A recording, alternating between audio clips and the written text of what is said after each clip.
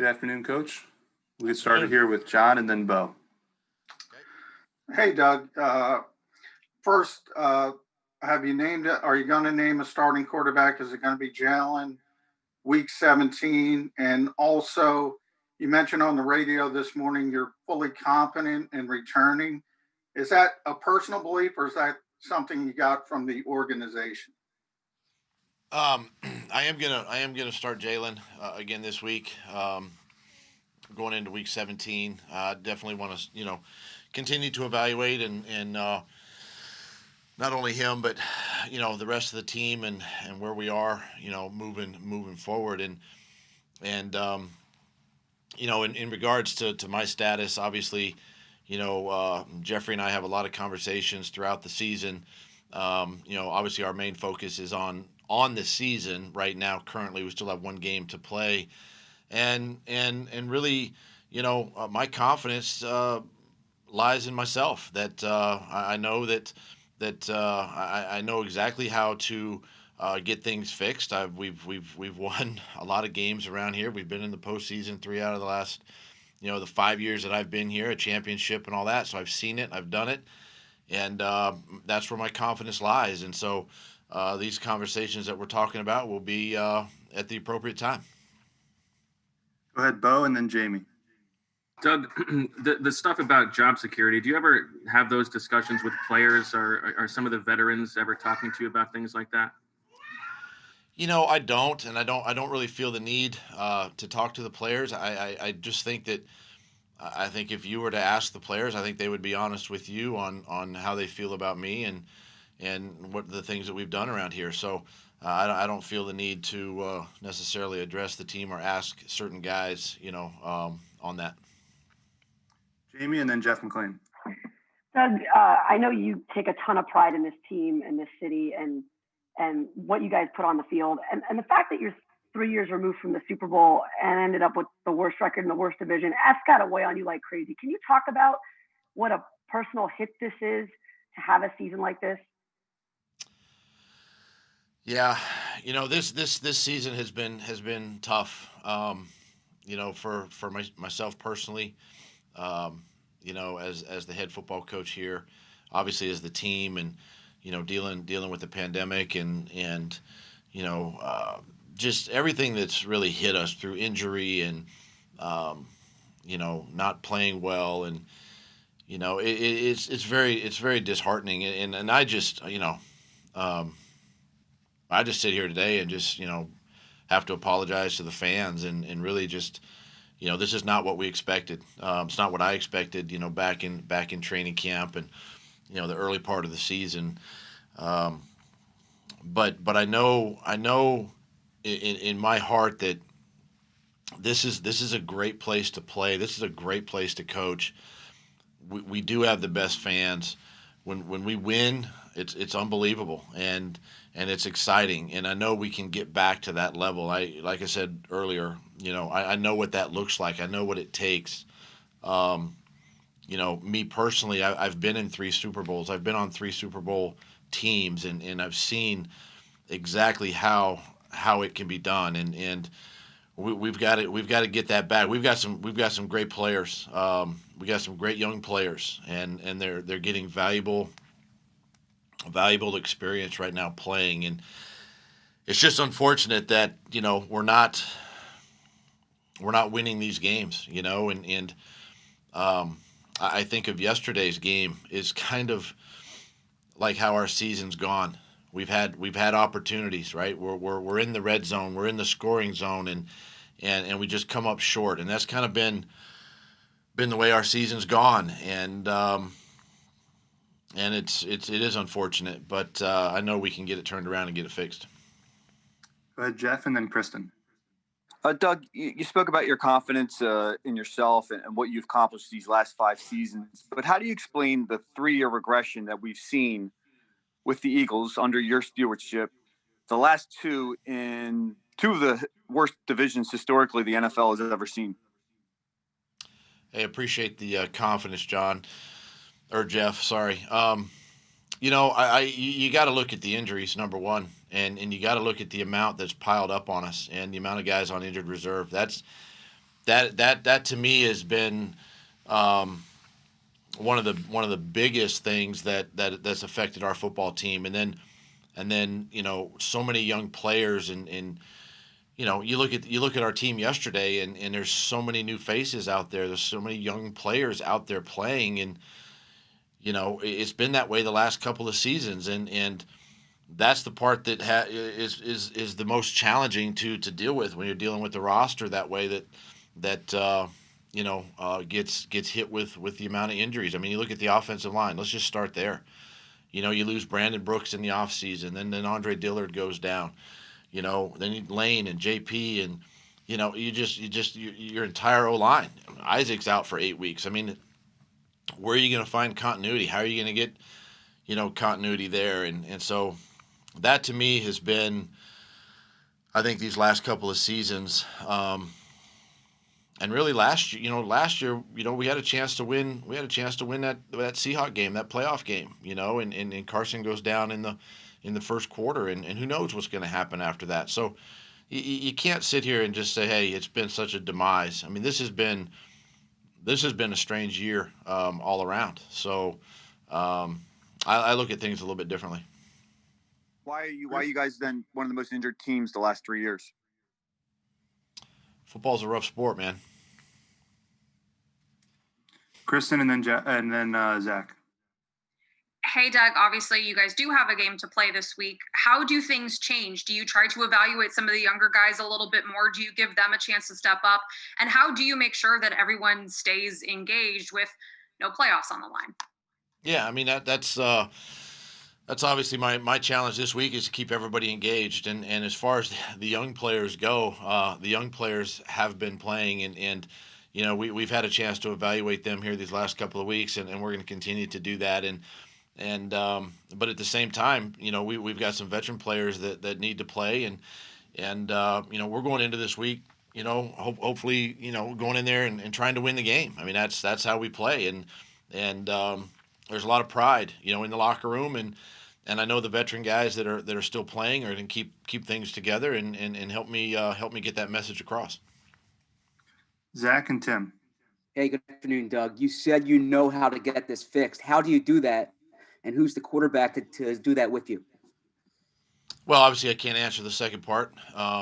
Moving forward, we don't necessarily, we're not there yet as far as answering all those questions. Things can obviously change, but we'll answer that, at a different time. I just know that we've got to get back. We've got to get back to fundamentals. We got to get back to basics. Having a missed off season, we got to get back to that. We got to get back to the teaching of the basics and the fundamentals, and having OTAs and having practice and getting back to the things that we've had success here in the past, and being smart that way, and really,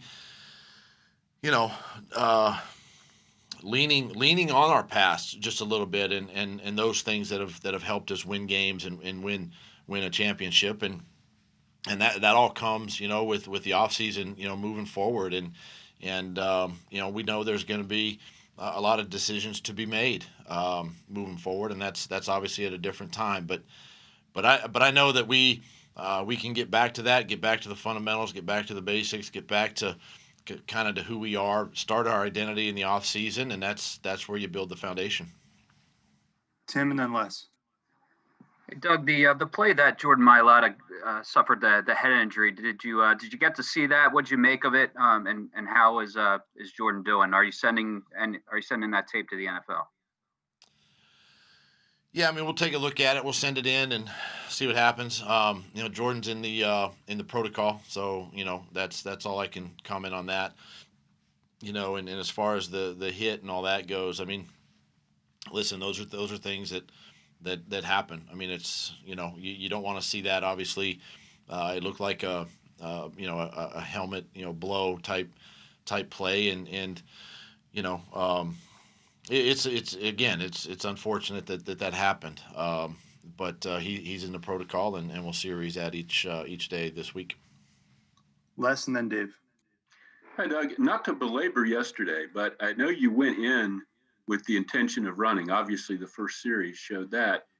you got down in third quarter and it just seemed like that disappeared, even though you had a lot of time left and you weren't down that far. Was it something that Dallas did? Was it the penalties? What got you away from that plan that you went into the game with? You start out and you want to establish that run. I mean, that was the thing that we wanted to do. And the one thing that really, as the game progressed, and you really look at this second half, and it's kind of the tale of two halves again. The mistakes that were made in the passing game, mistakes that were made in the run game, the penalties, the pre-snap penalties, are all things that really cost us the opportunity to score points. Having gone back and looked at the game again today, and we had 5 or 6 drives to the inside the 50-yard line that stalled out due to those mistakes and the inability to stay on the field. And there's enough. Some of it's on the quarterback, some of it's on the offensive line, the receivers offensively, obviously, and so we all had a hand in the failure. But with these guys, it's a great learning experience. It's a lesson to be learned, I think, to how important it is that each play, as the game wears on, each play becomes that much more important. Thank you. Dave and then Nick.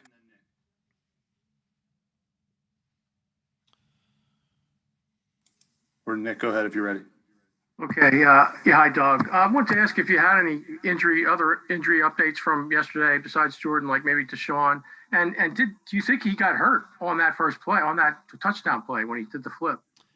I don't think he got hurt on that particular play. I do know that he got, the foot, the injury became more sore as the game wore on, and it just affected him more and more to the point where he couldn't be himself. So we had to keep him out. I mentioned Jordan is in the protocol this week. Derek Barnett from last week is pushing through his injury. It happened at the end of last week, and he's going to push through and see where he's at, come game time.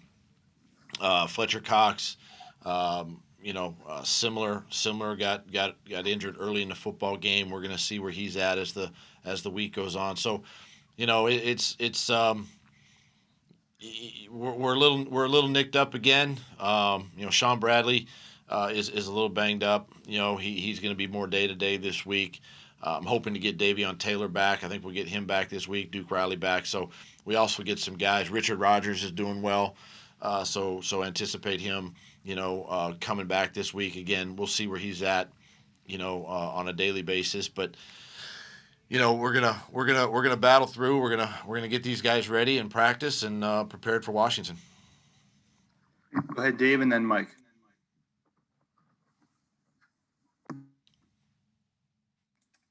Or Mike. Can't hear you.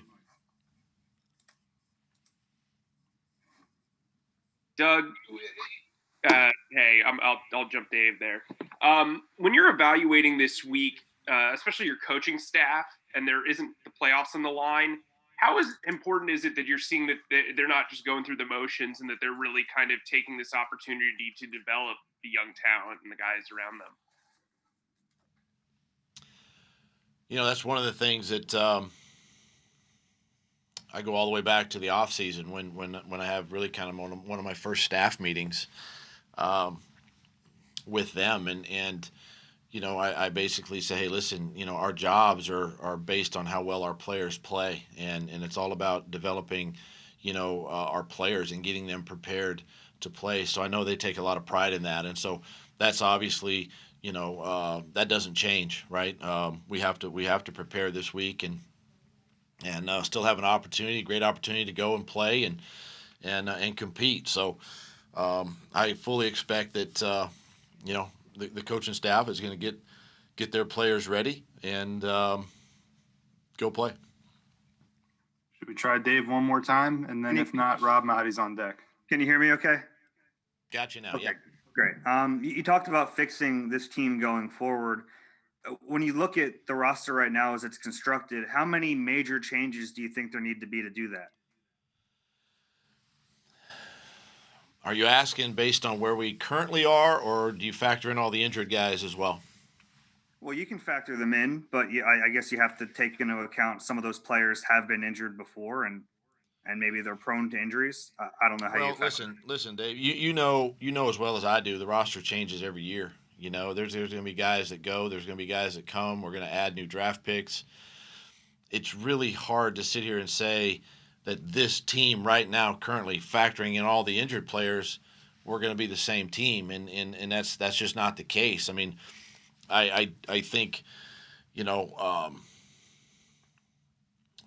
I mean, again, just use the offensive line for an example, right? I mean, you're going to have Andre Dillard and Jordan Mailata. You're going to have Isaac. You'll see where Kelsey's at. You got Brandon Brooks possibly in there as well. Lane Johnson back in there with Jack Driscoll. I mean, you look at that, and on paper you kind of go, wow, you know, you got some talented guys, and you got guys that have had young guys that have had valuable experience playing this year that are going to give you great depth, you know, moving forward. And you think about all the young secondary guys. I mean, you know, Graylin Arnold got a lot of time yesterday. Elijah Riley gets some time. These young linebackers have had time, you know. So, and then you're missing guys like Avonte Maddox and, you know, Rodney McLeod. And I mean, it's just, the list goes on and on. So yes, I would say that we have the pieces, we have the makings of a foundation of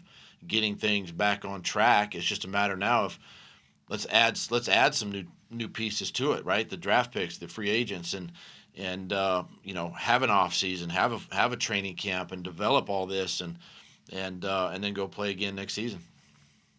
We'll wrap it up here with Rob. Hey, Doug, speaking of those draft picks and free agents and acquiring talent, how do you feel now after 5 years about your role in bringing in personnel? And is it possible, is that something that you would evaluate, wanting to have more input, have more say in the talent that you guys bring in?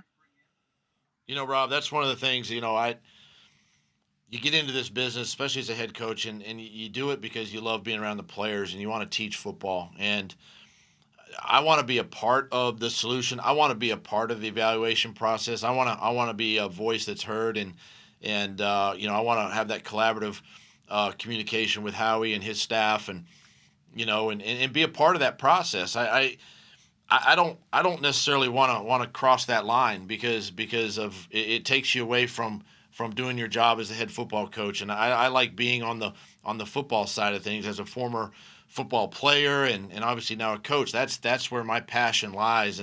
But yet I want to be part of the solution, right? I want to help evaluate and help bring guys in here that can help us win. Thanks, Coach. Thank you, guys.